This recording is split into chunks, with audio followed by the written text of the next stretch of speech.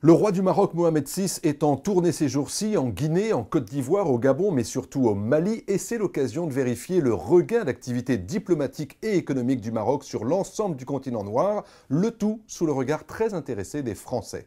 Mohamed VI à Bamako, c'est la confirmation du rôle très important que le Maroc souhaite y jouer. Le roi a aidé la France sur le plan militaire et dans le domaine du renseignement l'an dernier, et voici qu'il vient de recevoir à Marrakech le chef du MNLA, alors que les négociations entre les Touaregs et le pouvoir malien s'enlisent, que le médiateur soit burkinabé ou algérien. Mohamed VI a déjà accepté que 500 imams soient formés au Maroc pour lutter contre l'intégrisme, et cette diplomatie ne passe pas inaperçue, tout comme l'aide qu'il apporte à l'effort militaire français en Centrafrique.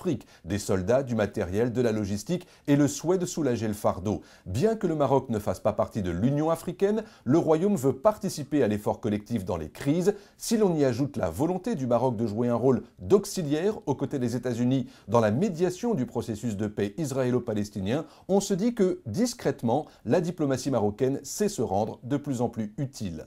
Sur le plan économique, même volonté du roi du Maroc de forcer le chemin, et Barack Obama ne s'y est pas trompé en invitant Mohamed VI dès l'été prochain pour le premier sommet États-Unis-Afrique.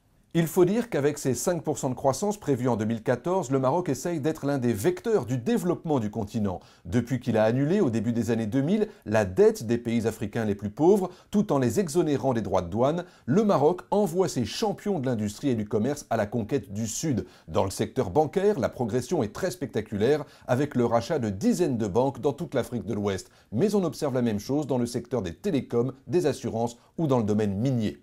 Cela fera 15 ans, au mois de juillet prochain, que Mohamed VI dirige le Maroc. Beaucoup a été dit sur son manque d'énergie personnelle ou sur la lenteur de ses réformes, mais il aura au moins réussi progressivement à remettre le Maroc sur la carte du monde, et pas uniquement pour les touristes.